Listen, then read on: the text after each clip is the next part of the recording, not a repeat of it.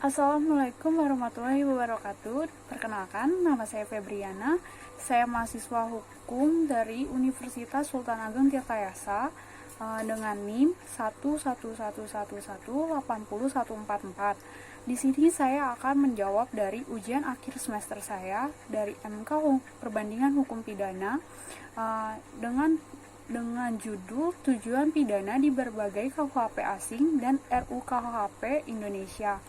Selamat menonton! Yang pertama saya akan menjelaskan tentang posisi tujuan pidana dalam sistem pemidanaan. Yang pertama, itu ada sistem pemidanaan. Sistem pemidanaan ada dua, yaitu yang pertama asas dan tujuan pemidanaan, yang kedua aturan atau pedoman pemidanaan.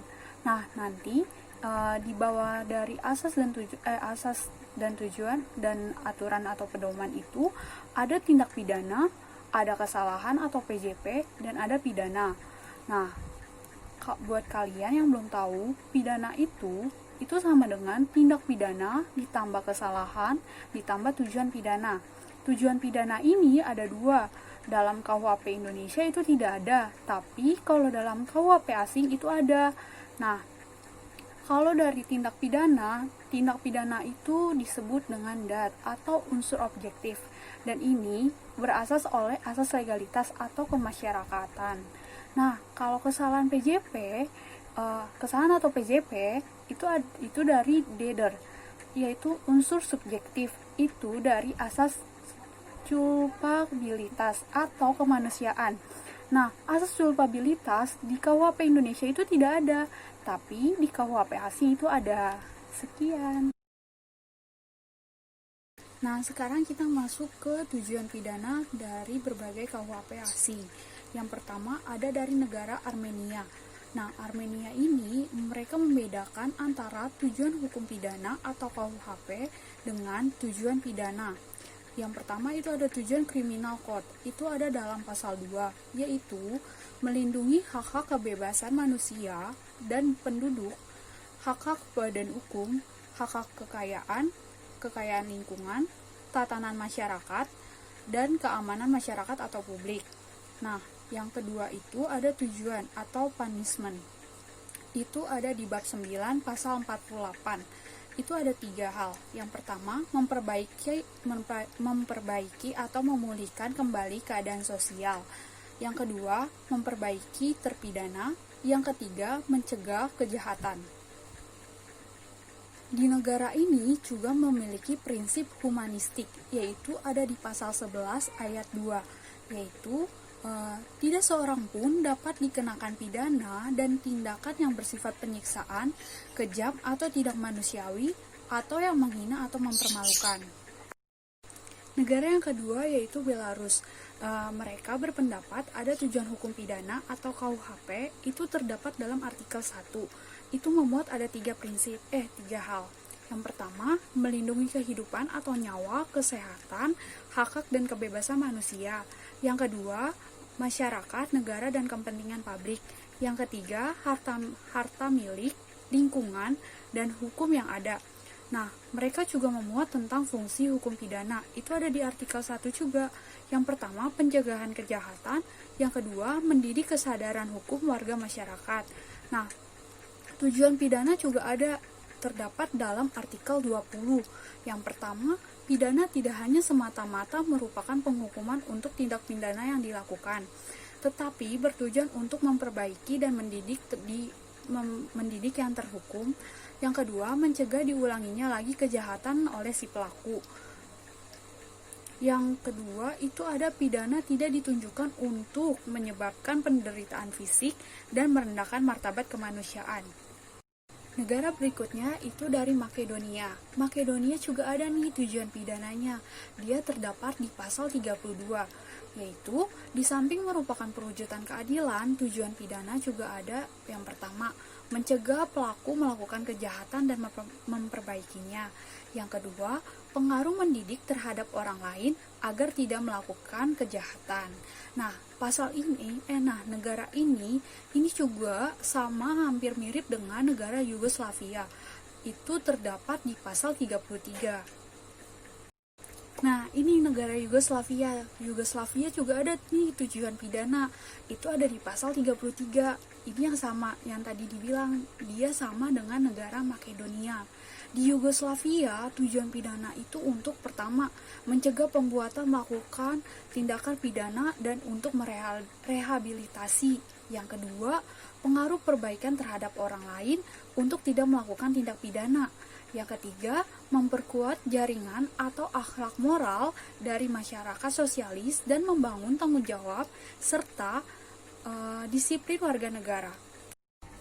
Dari berbagai negara yang telah tadi sudah dijelaskan, dapat saya simpulkan yang pertama, berbagai pendapat atau pandangan tentang teori pemidanaan itu ada dua, diformulasikan atau diintegrasikan dalam KUHP. Yang kedua, diformulasikan sebagai bagian integral dari sistem peradilan. Diformulasikannya tujuan pemidanaan yaitu sebagai pedoman, yang kedua sebagai filosofis dan justifikasi pemidanaan, yang ketiga agar tidak hilang atau tidak dilupakan dalam praktek. Salah satu tujuan atau fungsi pidana, hukum pidana yaitu yang pertama, untuk memperkuat jaringan atau akhlak moral dari masyarakat sosialis dan membangun tanggung jawab sosial. Itu ada dalam pasal 33 dalam KUHP Yugoslavia. Yang kedua, melindungi tatanan masyarakat dan tatanan konstitusi dari pelanggaran atau gangguan jahat. Ini terdapat dalam pasal 2 KUHP Armenia. Yang ketiga, mendidik kesadaran hukum warga masyarakat. Ini terdapat dalam pasal 1 KUHP Belarus. Yang keempat, memperbaiki dan mendidik terpidana untuk mematuhi undang-undang dan aturan dari masyarakat sosialis. Ini terdapat dalam pasal 36 ayat 1 KUHP Bulgaria. Yang kelima, untuk membangun sikap yang patut terhadap aturan dalam hidup bersama atau bermasyarakat.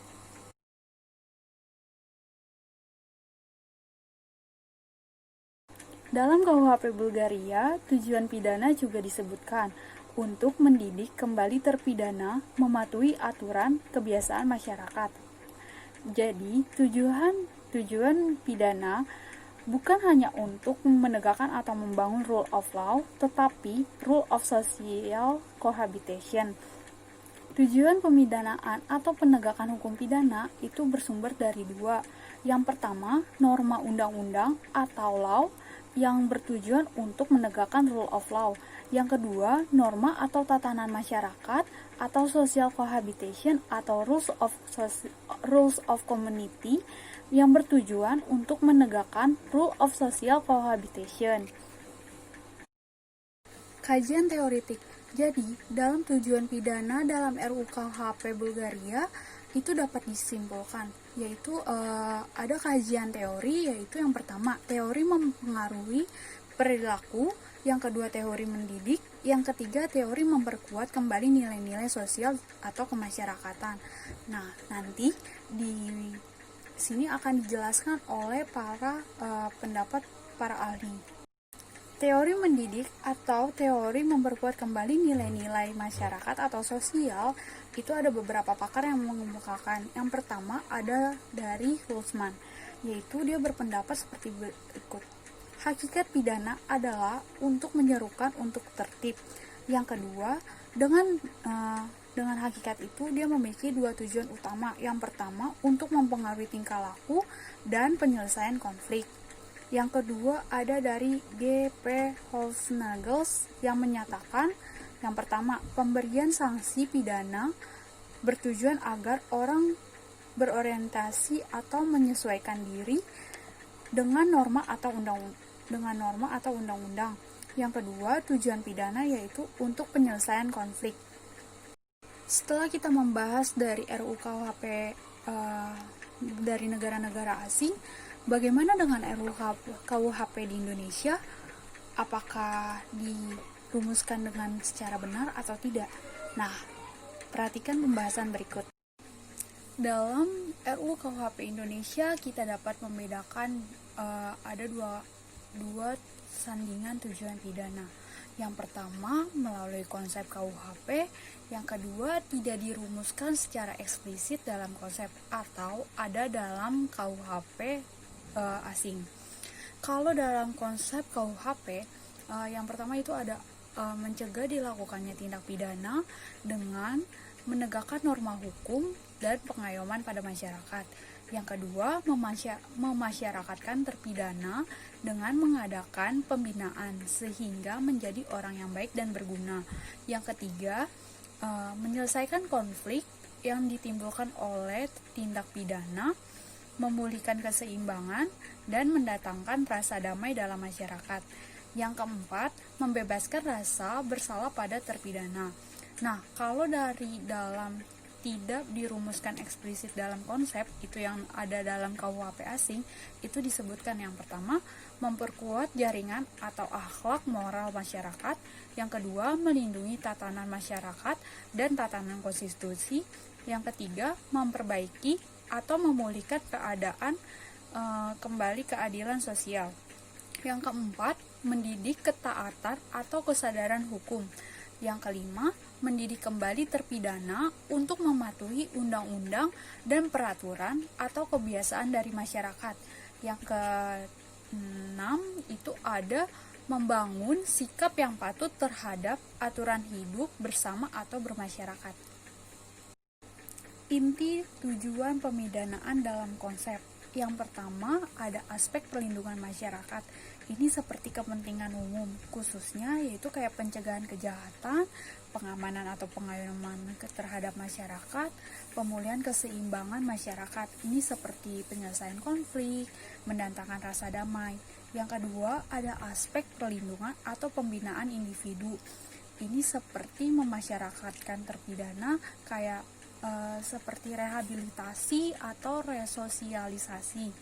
Ada juga membebaskan rasa bersalah, ada juga pemidanaan tidak dimaksudkan untuk menderitakan atau merendahkan martabat manusia.